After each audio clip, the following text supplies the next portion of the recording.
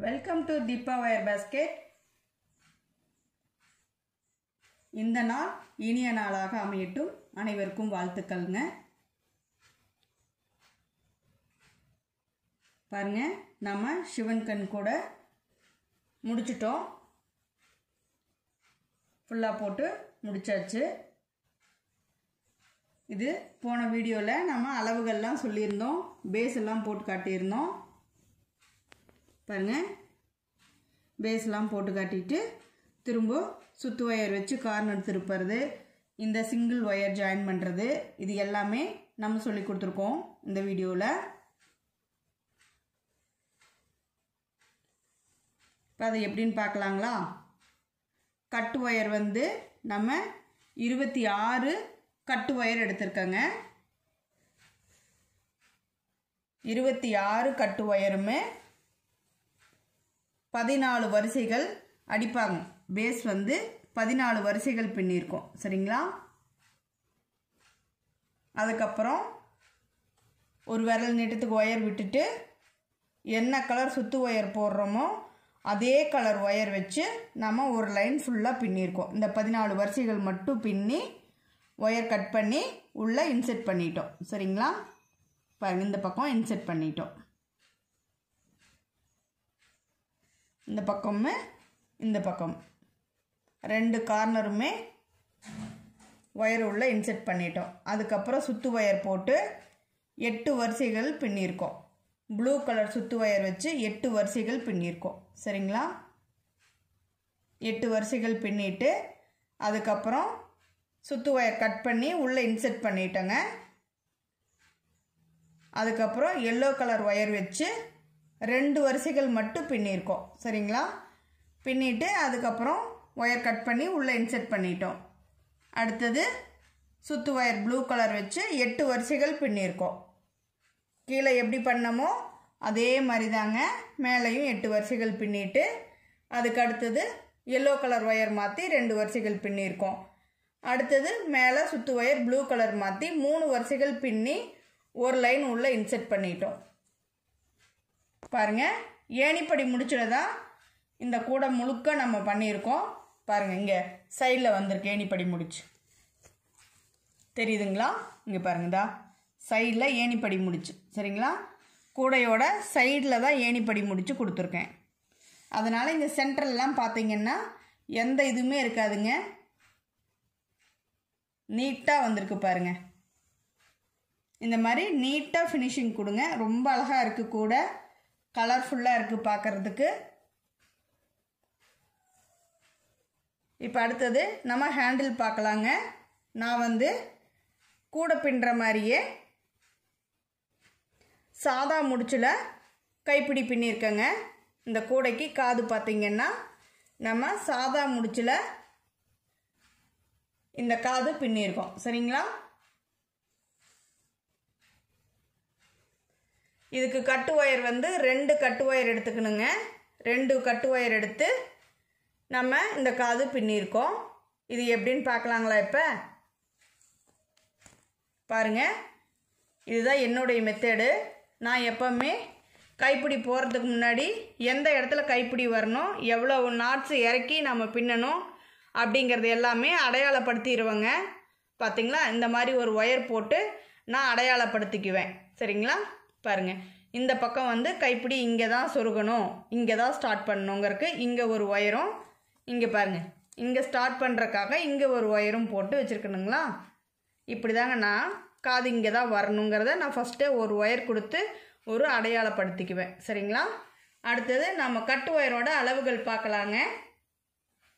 காது பின்னுறதுக்கு கட்டு ஒயரோட அளவுகள் பார்க்கலாங்க. நம்ம 2 கட்டு ஒயர் எடுத்திருக்கோம். ஒரு கைப்பிடிக்கு 2 கட்டு ஒயர் எடுத்திருக்கோம். பாருங்க, ஸ்கேல் எடுத்துட்டு இங்கே வச்சுக்கலாம், சரிங்களா? பாருங்க, 1 2 3 4 5 6 7 8 9 10 11 12 13 ஸ்கேலுங்க. 13 ஸ்கேல் எடுத்துகிட்டு பாருங்கள், இந்த அளவு சொருகருக்காக, சரிங்களா? சொருகருக்காக இந்த அளவுக்கு நான் விட்டுருக்கேன். ஒரு கை நீட்டத்துக்கு எப்பவும் கொஞ்சம் விடுவோம் இல்லைங்களா, அந்த மாதிரி விட்டு சொருகருக்காக விட்டுருக்காது, சரிங்களா? பாருங்கள், இவ்வளோ நீட்டம் நம்ம சொருகருக்காக விட்டுருக்கோம். அதாவது நம்ம இப்படி அளவு எடுத்தோம்னா பாருங்கள், இந்த 0லேருந்து 12 வரைக்கும் 1 அடி ஸ்கேலு, அப்படியே பின்பக்கமாக சுற்றிக்கிட்டா 2, சரிங்களா?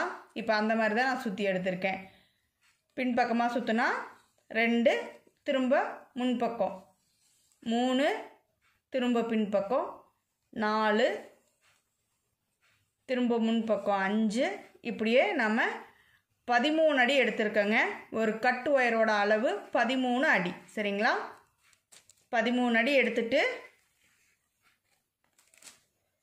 ஒரு ஃபிங்கர் நீட்டத்துக்கு பாருங்கள், ஒரு விரல் நீட்டத்துக்கு இன்செர்ட் பண்ணுறக்காக நம்ம ஒயர் விட்டுருக்கோம், சரிங்களா? இப்போ நம்ம என்ன பண்ணியிருக்கோன்னா பாருங்கள், இந்த கூடையில் நம்ம இங்கே தான் ஒயரு கைப்பிடிக்கு ஸ்டார்ட் பண்ணணுன்னு சொல்லி ஒரு ஒயராக விட்டு 2 ஒயர் பண்ணி நம்ம ஒரு நாட் போட்டோம், தெரியுதுங்களா? பாருங்கள், இங்கே வந்து முடிக்கணும்னு அடையாளப்படுத்தியிருக்கேன், இங்கே ஸ்டார்ட் பண்ணணும்னு அடையாளப்படுத்தியிருக்கேன். அடுத்தது பார்த்திங்கன்னா, இப்போ இது வந்து கீழ்ப்பக்கம் பார்த்த மாதிரி இருக்குங்களா, இந்த நாட்டு வந்து கீழ்ப்பக்கம் பார்த்த மாதிரி இருக்குது. இப்போ அடுத்த நாட்டு பார்த்திங்கன்னா பாருங்கள், இப்படி மேல் பக்கமாக உள்ளே விட்டு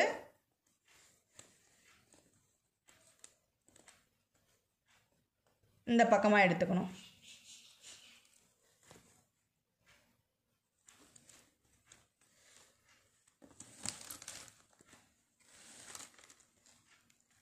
சரிங்களா? பாருங்கள், இந்தா 2 ஒயரை சேர்த்தி தாங்க நான் விட்டுருக்கேன்.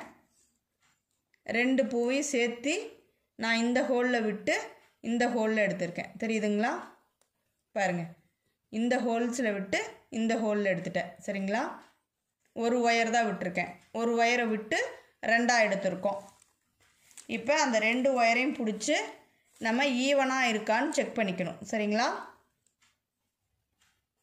இப்படி வச்சு நம்ம ஈவனாக வச்சுக்கணுங்க.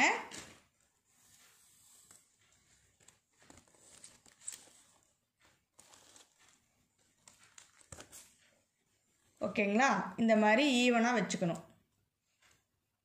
வச்சுட்டு அடுத்தது பாருங்கள்,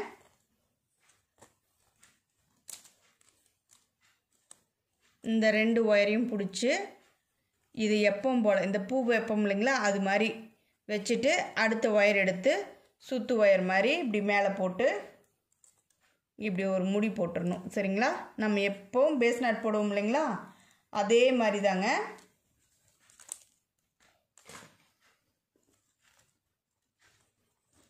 இவ்வளோதான். நல்லா டைட் வச்சுருங்க. நல்லா பேஸ் வரைக்கும் கொண்டு போய் ஒயரை நல்லா லூஸ் இல்லாமல் நல்லா டைட் வச்சுருங்க, சரிங்களா? இப்போ பாருங்கள், டைட் வச்சாச்சு. ஒயர் வந்து நல்லா டைட் வச்சுட்டோம். இது இப்போ மேல் பக்கமாக இருக்குது. இந்த பூ பார்த்திங்கன்னா கீழ்ப்பக்கமாக இருக்குது. இது கீழ்ப்பக்கமாக இருக்குது, இது மேல் பக்கமாக இருக்குது, சரிங்களா?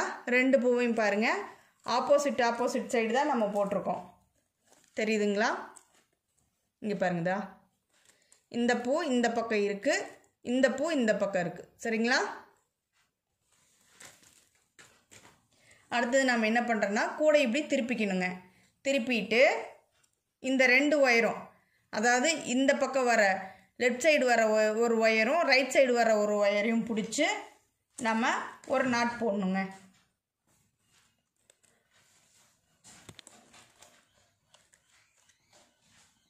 பாருங்கள், எப்பவும் போல தான் நம்ம பேஸ் நாட் எப்படி பின்னுவோமோ அதே மாதிரி தாங்க. இது பேஸ் நாட்டில் இந்த ஹேண்டில் போடுறதுனால கைப்பிடி நல்லா ஸ்ட்ராங்காக இருக்குங்க.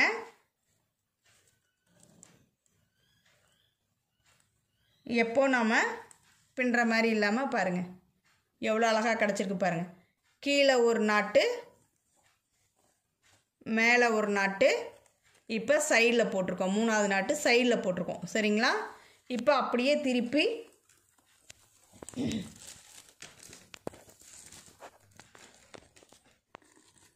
பாருங்கள், 4வது பூ போடுறோம். நம்ம அப்படியே ஆப்போசிட் சைடில் ஒரு நாட்டு.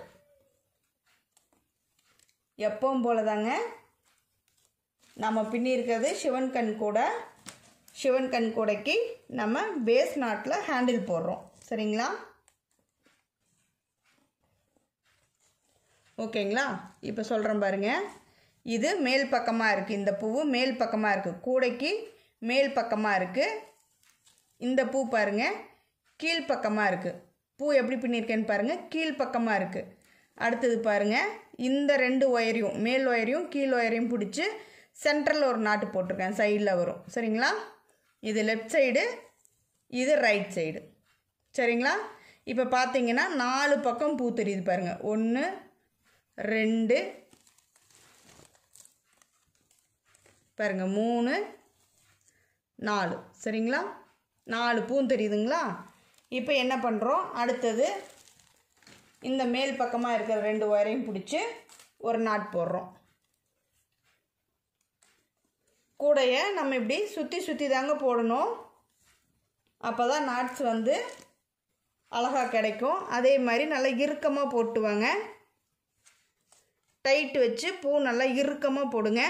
அப்போ தான் கைப்பிடி ஸ்ட்ராங்காக இருக்கும். சரிங்களா? இப்படி கூடையை சுற்றி விட்டு தான் நாம் இந்த கைப்பிடி பின்னணும்.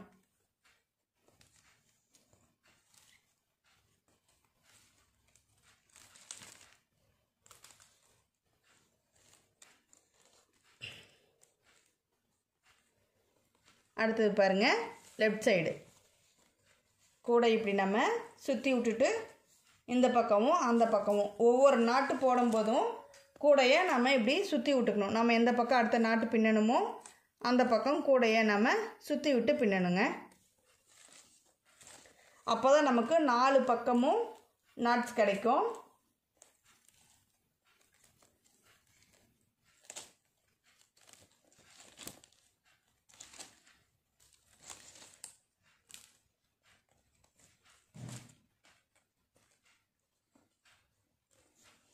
இப்போ தெரியுதுங்களா? பாருங்கள், 4 பக்கம் நாட்ஸ் வருது பாருங்கள், 4 பக்கம் நாட்ஸ் வருது. சரிங்களா? இப்படி நம்ம கூடையை சுற்றி விட்டு தான் பண்ணணுங்க.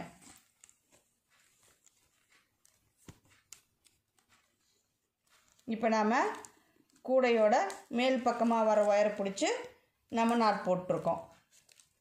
அடுத்தது கீழ்ப்பக்கமாக வரும் பாருங்கள். இதோ இப்படியே கூடை இப்படி கவுழ்த்தி இந்த பக்கமாக பின்னணும்.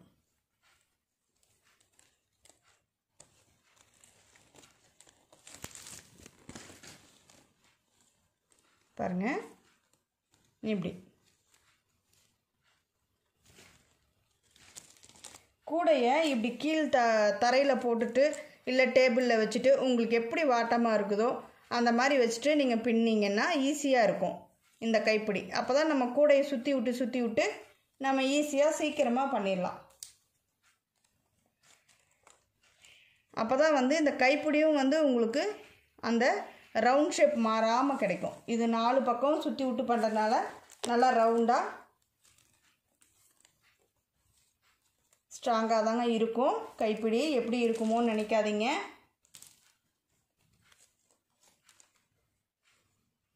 நிறைய பேர் கேட்டிருக்கீங்க, இந்த கைப்பிடி 2 ஒயரில் பின்னுறோம் ஸ்ட்ராங்காக இருக்குமான்னு கேட்டிங்க. ரொம்ப ஸ்ட்ராங்காக இருக்கும்.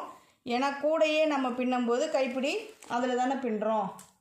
கூடை மாடலில் தான் அந்த டிசைனில் நம்ம இப்போ கைப்பிடி பின்னுறதுனால ஸ்ட்ராங்காக இருக்குங்க. உங்களுக்கு அந்த டவுட்டே வேண்டாம்.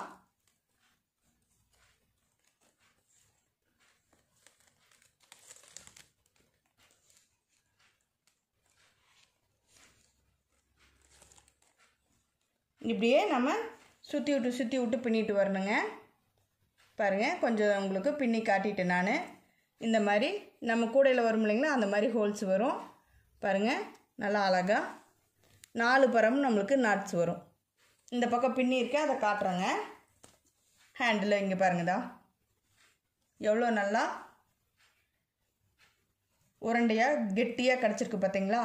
நம்மளுக்கு நல்லா ஸ்ட்ராங்காக இருக்குங்க. நல்லா கெட்டியாக கிடச்சிருக்கு. கைப்பிடி நல்லா ஸ்ட்ராங்காக இருக்கும் பாருங்கள். இந்த மாதிரி நம்ம வந்து இறக்கி வச்சு பின்னதுனால அழகாக இருக்கும் பார்க்குறதுக்கும்.